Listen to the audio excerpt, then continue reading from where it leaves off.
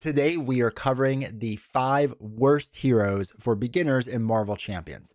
We did a video previously on the first 5 I would recommend to play, and then the next 5. And I didn't want to just like keep going through 5s and just get all the way up through here. I think people are interested in what I considered the most difficult heroes to kind of like understand or to get, especially as a new player. These are heroes that you might some of them gravitate or early on to and might be able to do pretty well at. One of the heroes on this list I actually think is not that bad, but the community does have a hard time with them. And I totally get it. It was just one of those things that like clicked right away in my head and made sense. So a hero or two on this list might be that hero for you, and I totally get it. If it is, put it down in the comments because I'm curious. Or you may disagree with this list and say, hey, I think, XYZ hero is a lot worse, and this is why. I totally want to hear that as well. So we're going to dive into this list and get into it. But before we do, we're going to hear from today's video sponsor, Kingdom Come Cards. Are you looking to expand your card game collection without breaking the bank? Well, Kingdom Come Cards has you covered. Whether you need sealed products or specific singles, they make it easy to find everything in one place at reasonable prices. For new players, their bundle products are perfect for expanding your collection and getting the heroes or villains you want, all while saving money. Not ready for that big investment? No problem. You can start small and grow at your own pace. Or if you're a player who loves to build multiple decks without constantly swapping in and out cards, they've got you covered. Plus, if there's a hero that you're not interested in but need a specific card from their pack, they can help you save money by only buying what you need. Make sure to check out their link down below in the description of this video. That is kingdomcomecards.com. All right, so I'm going to be doing these in order, right? What I think is like number 5 most difficult, then the 4, then 3, 2, 1, right? So on and so forth. And number 5 is maybe a little controversial because she is really strong once you get her going, but I think learning the mechanic is kind of weird. So we have to talk a bit about Penny Parker, and I had to get the cards physically out because it's a weird system in which it works. So Penny Parker, if you flip over Penny Parker, it's not the hero Spider suit. It's actually this card, Spider. It's an interface upgrade.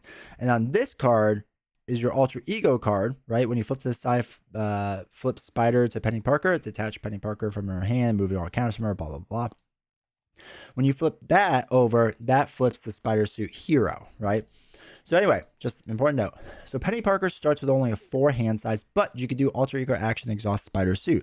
Spider suit is the same as the hero suit. So if you flip up, yes, you'll have 6 cards starting in your hand, but your Spider suit will be exhausted. Now, the Spider suit says you can exhaust an interface upgrade you control to generate a resource. And this is how they kind of counteract the only having 3 hand size thing.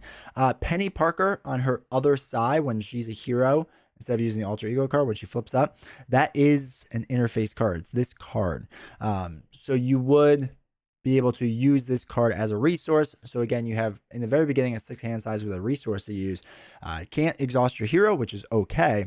But that's kind of how they start off, and it's a little like tricky to kind of fumble your way through.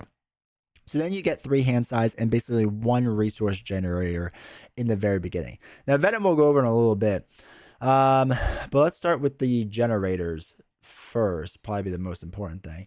So we have, excuse me, interface upgrade, 3 cost upgrade, host Spider.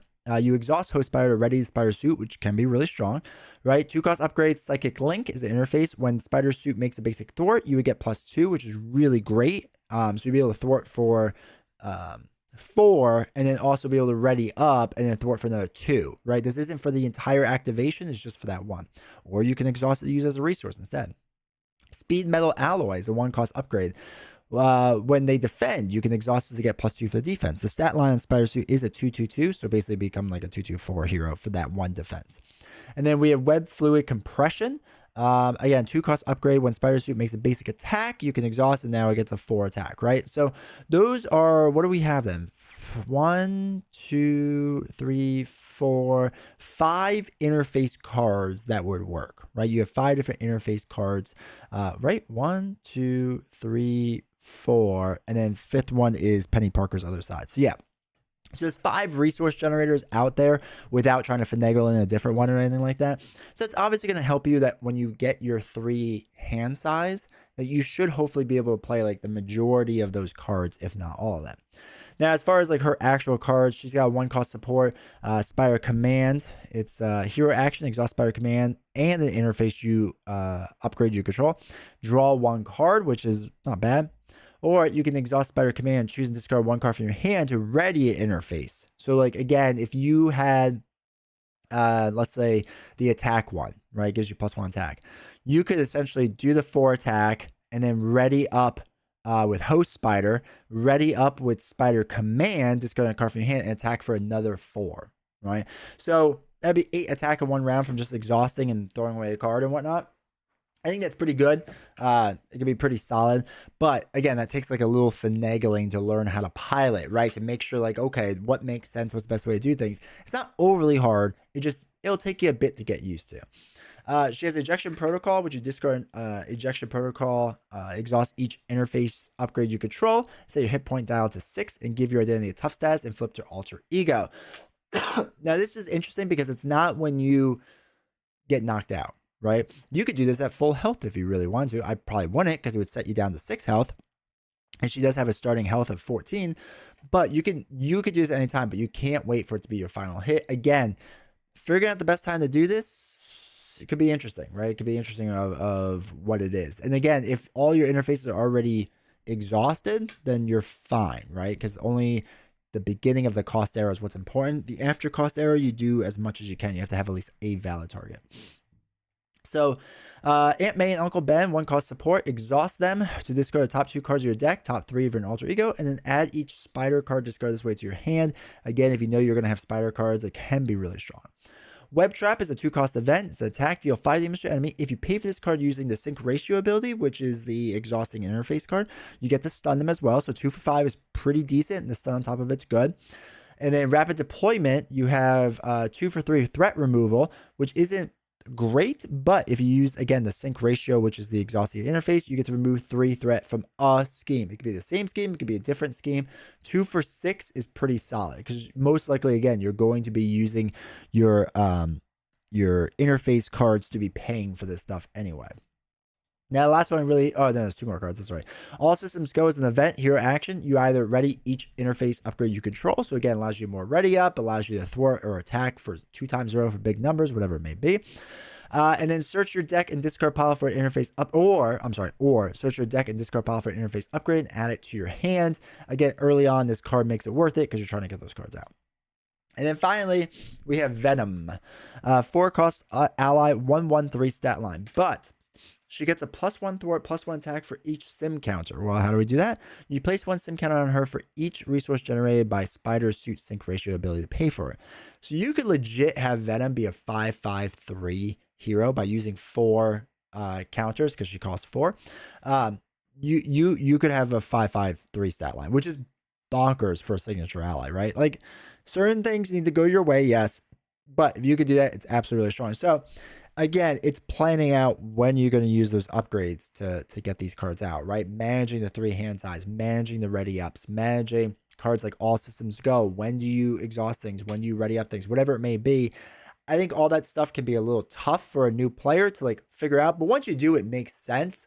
But there is definitely, like, in my opinion, a learning curve there. All right, so for number 4, again, maybe this is a little controversial, but I have StarLord. And the reason being is because a lot of people either quote unquote get StarLord like right away, or they just don't. Because generally speaking, when we play heroes, we're taught to use their hero ability right away, right? Like whatever, again, for Spider Suit that we just did, we should Sync Ratio. You get to exhaust the interface upgrade you control to generate a resource. Like you want to use that as much as possible.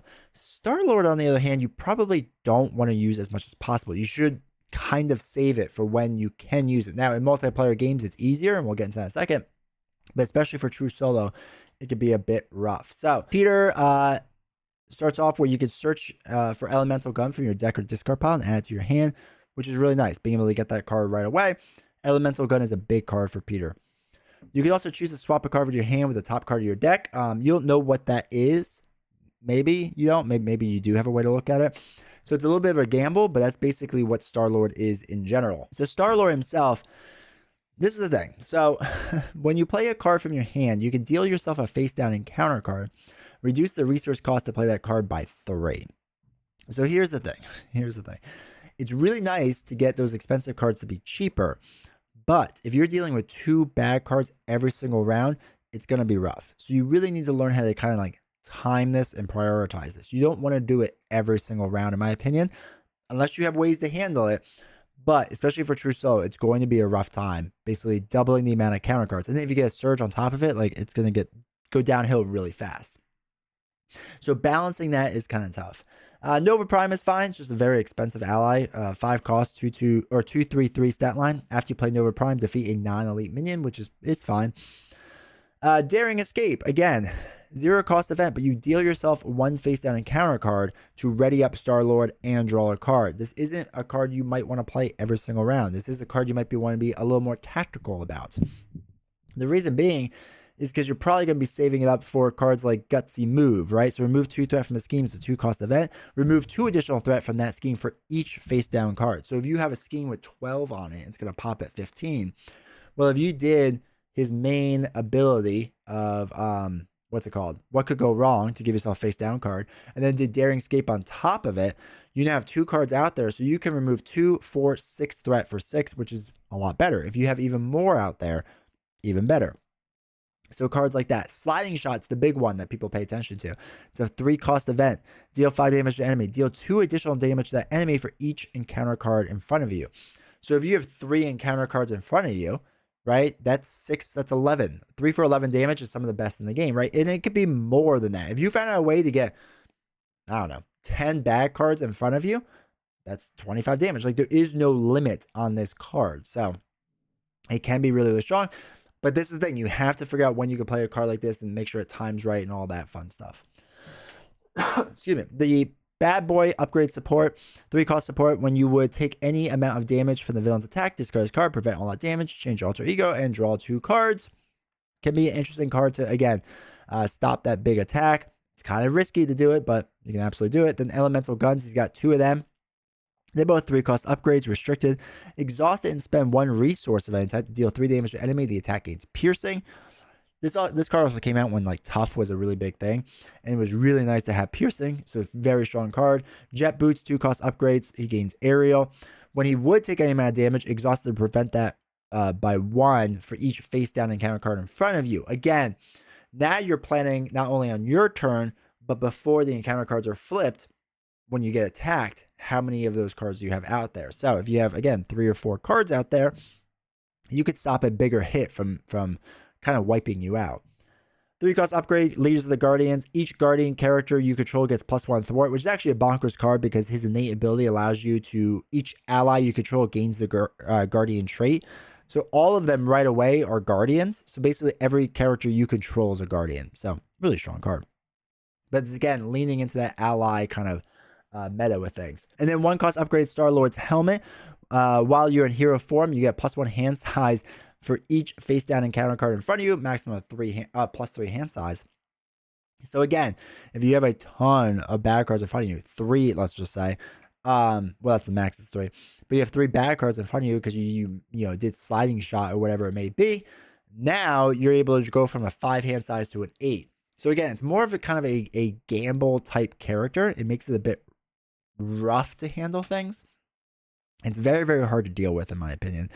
And StarLord's very strong. When you learn to not do his ability all the time and kind of save up for the right moments, it's really good. But it is a high risk, high reward. That's kind of tough for a lot of people. Let's just take out the idea that it's tough to do this. I think the idea of that high risk, high reward is a tough mentality for a lot of people. It was tough for me. It's still tough for me. I like StarLord. I don't love him. But it's really, really kind of upsetting. Not upsetting, but it's tough to wrap my head around, okay, do I do a big hit this turn or do I save everything up to hopefully be able to do it next turn, right? Like, planning that out takes a lot. It's really tough with StarLord. He's very, very difficult to work that way, in my opinion. But once you get a handle of him, it's a lot better. It's a lot easier. But still, it is a difficult hero and not one I recommend early on. Definitely one later on. All right, so number 3, I am putting Shadowcat there.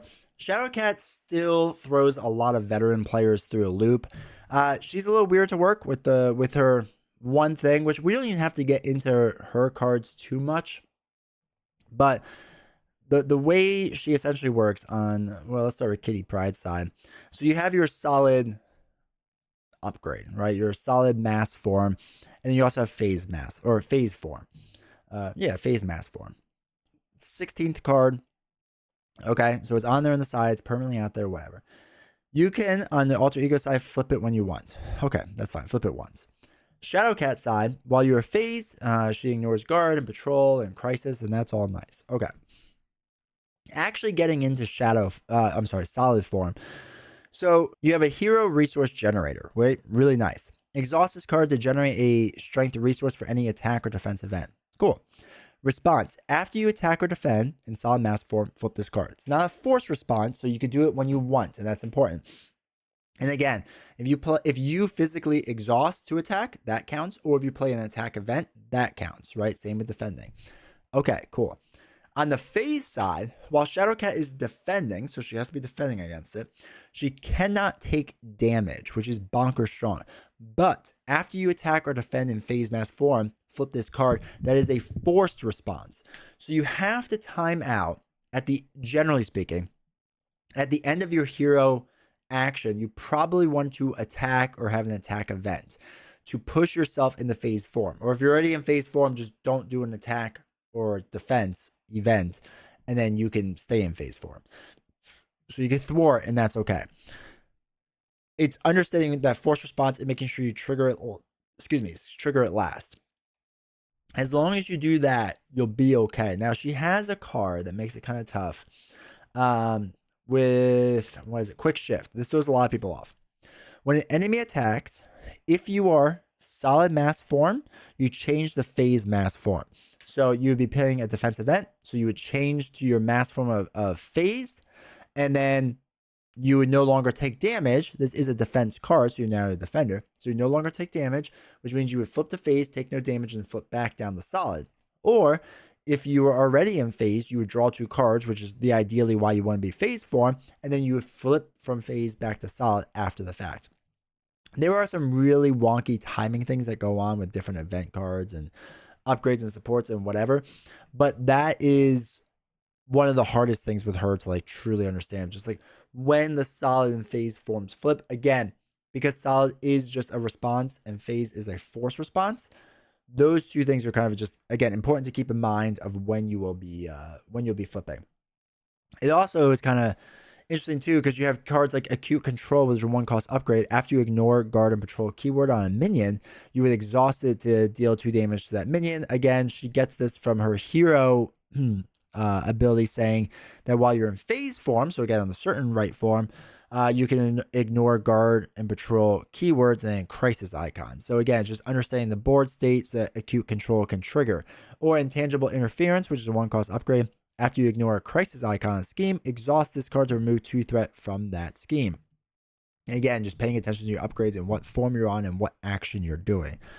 The rest of our cards aren't too bad. Basic Confuse is pretty straightforward. When an enemy would attack, discard this card instead. You're attaching it to it. It's a 3-cost upgrade. And then you confuse that enemy. That's nice. Shadowcat Surprise, 2-cost event. Attack superpower. Deal 3 damage to enemy, which is not much, but you get to ready your hero, which is really nice. Phase Strike, 3-cost event. Deal 6 damage to enemy. Then if you're in a phase mass form, you may discard an attachment with a hero action or hero response on that enemy or from that enemy. But then also you would no longer be phased, right? Because you did an attack, so you flip down. Airwalk is a 1-cost event. Remove 2 threat. 4 if you're phased instead. 1 for 4 is bonkers strong. So that's all of her cards. Oh, wait. Then you have Kitty's Room. Sorry. 1-cost support. Alter ego action. Exhaust this card. If you're a solid, you get to heal 2. If you're phased, you get to draw 1 card. And then finally, Lockheed, 2-cost ally, 1/1/2 stat line. After he enters play, if you're solid, you deal 2 damage to enemy. If you're phased, you remove 2 threat. So a lot of it just, again, paying attention to what phase form you are or what mass form you are. But I think people have the hardest time with the force response of when you attack or defend in phase, you flip. When does this trigger? Has it affect things? Does she take damage? Does she not take damage? Right? There's a lot of difficulties with this, and I totally get it. Once you get it, it's not so bad, but there are like fringe things that happen where, okay, you defend against one attack, but then you play a defense event, so then you flip up, but then you're going to take damage from somewhere else. So then, wait, if you defend against that, does that now count as a defense? And then you flip that. there is fringe cases that get really convoluted, so I get the difficulty with it. It is hard for a new player to get into it. But yeah, once you kind of like just focus on that solid phase card, it gets a bit easier. All right, so my number 2 hero is one I get, like I understand. I'm actually decent with her. And I really like the mechanic, and that is Domino, Nina Thurman, her luck mechanic. Again, it's a little weird to get used to. When you get it, it makes a lot of sense in my opinion, but I think it's really hard for new players to kind of grasp onto. So her alter ego action is choose a card in your hand and swap that card with the top card of your discard pile, right? And more so for me, this is because I want to get a card from my discard pile into my hand, not necessarily I'm trying to get rid of a card. But okay, I get a top card from my discard pile, I put it in my hand. Why is that important? Hero side, Domino, when counting resource cards and discard the top of your deck, count each printed wild resource twice. So action, choose a card in your hand, which could be the one I just got. Swap that card with the top card of your deck. So if I had just used a card, in the game, it's in the discard pile, and I'm on alter ego now, I can get that card back into my hand, flip up, and get back on top of my deck to trigger something else, right? That sequence is really important to be able to like learn how to do, to be able to flip down and be able to do that thing. But just in general, swapping the top card from your hand to your deck is really important.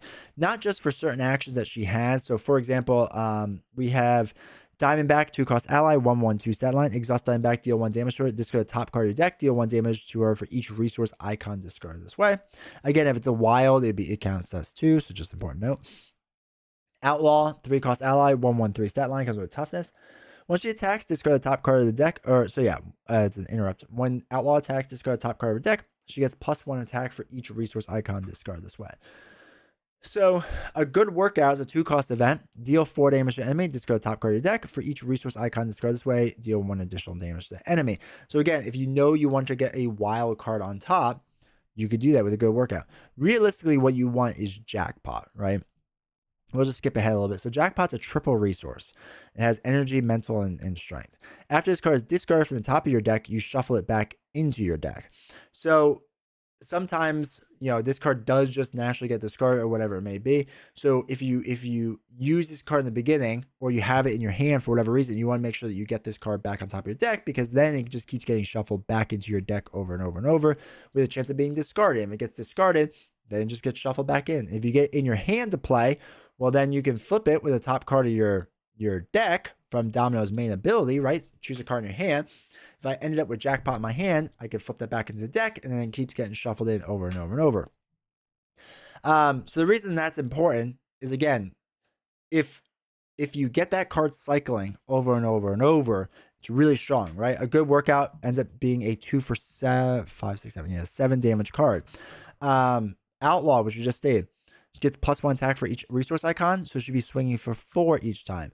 Diamondback, she would deal 1 damage to each enemy for each resource icon, so it'd be 3 damage to each enemy that's out there, which is really good. Luck Be a Lady is a 1-cost event. Discard the top card of your deck and count the resources on it. For each resource, do this thing. So, energy, heal 2 from a character. Mental, remove 2 threat from a scheme. Strength, deal 3 damage to the enemy. So you'd be able to do each of those things once. If you had a wild, you could choose one of the above, and then you could do it again, because wilds count as 2.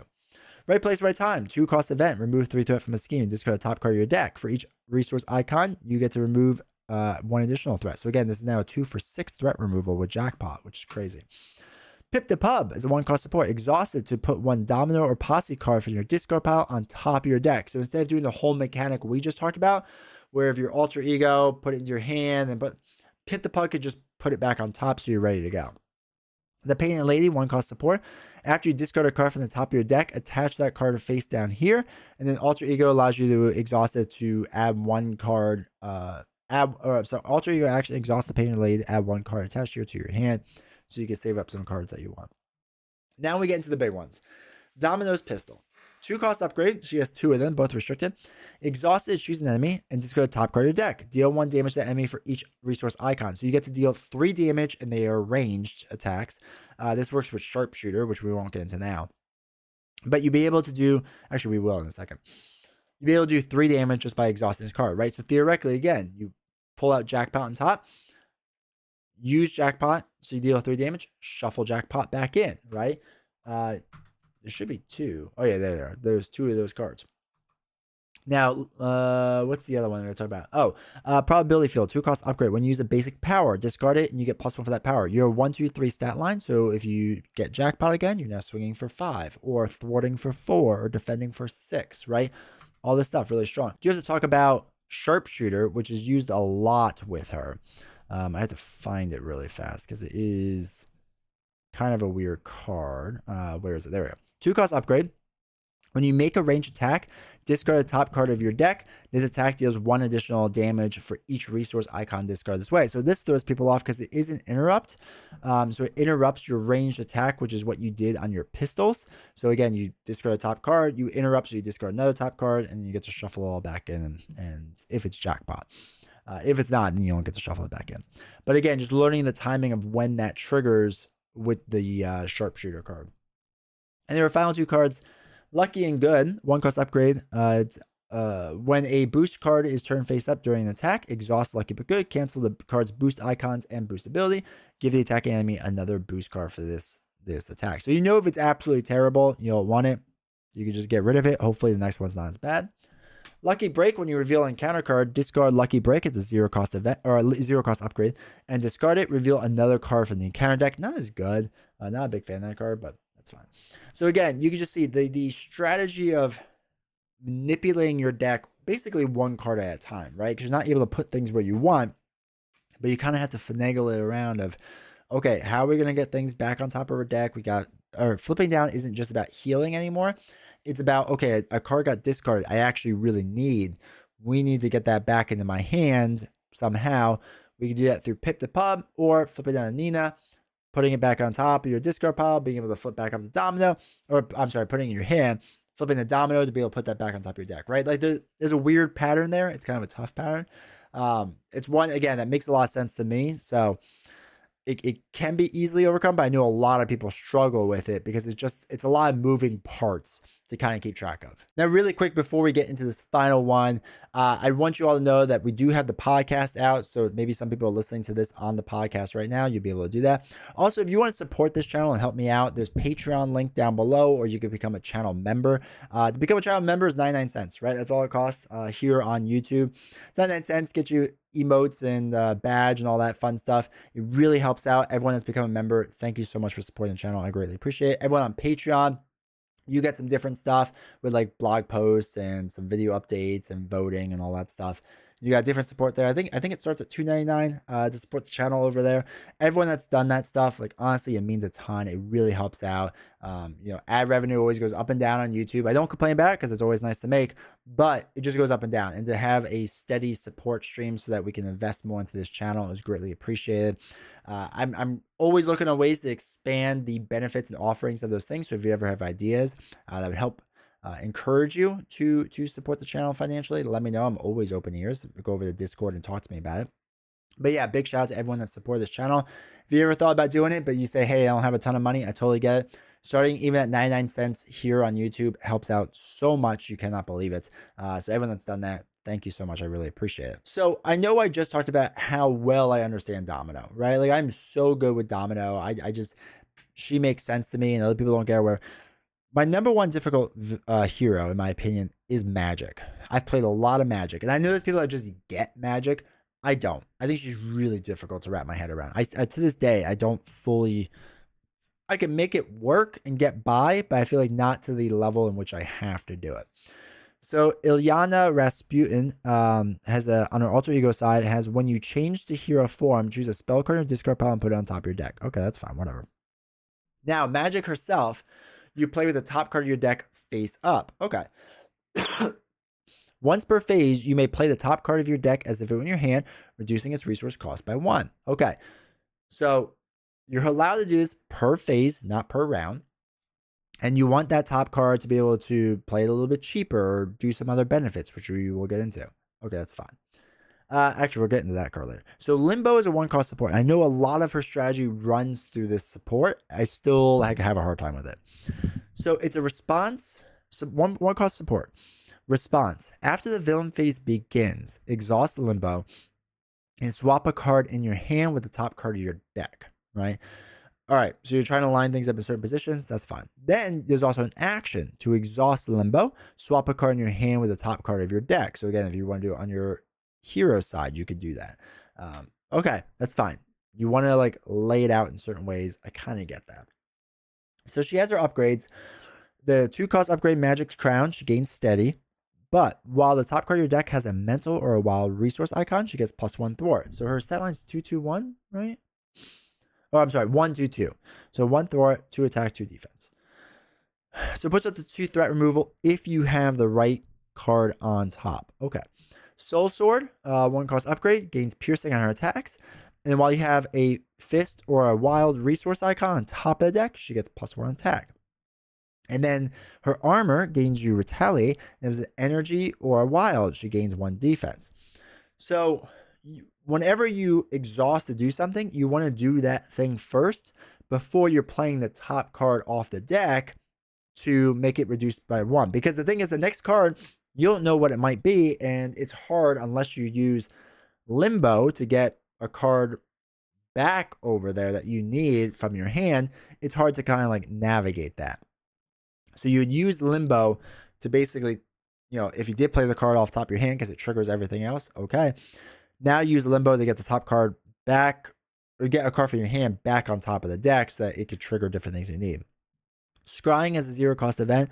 Look at the top 3 cards of your deck, draw 1, discard 1, and put 1 back on top.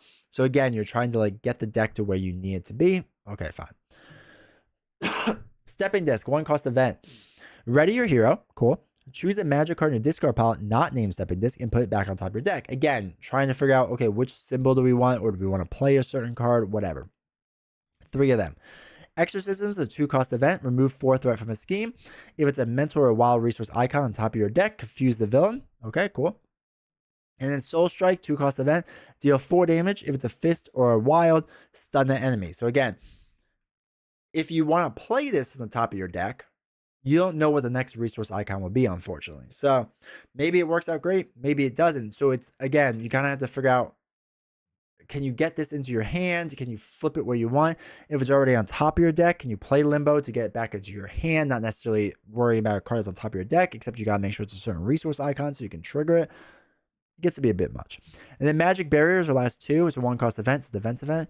When an enemy initiates an attack, prevent 3 damage from that attack. If the top card of it is an energy or wild, deal 3 damage to the attacking enemy, which is really nice. So again, what makes this so hard is that you have to kind of learn how to like finagle Limbo to do what you want. You have to make sure you're triggering everything you want to do before that top card is going to be changing. Or maybe you need to change it early because nothing you want is going to work because the top card's the wrong card. So to figure out, okay, can we play it for a reduced cost of 1? This just makes my brain hurt every single time. Oh, and the last one's Colossus. Her 3-cost ally, signature ally. 2/2/3 stat line, toughness. When an enemy attacks you, play Colossus from your hand, pay for his cost, and declare him the defender without exhausting, which is nice, right? It gets basically a free block and you don't get to exhaust. Problem is you want to be able to like recur that if you can over and over, or not recur, but be able to do it from your hand each time. But I find when I do that, then like her turn gets kind of wiped out. So it's not bad, but I don't like love it. It's weird. I have a weird love-hate relationship with that card.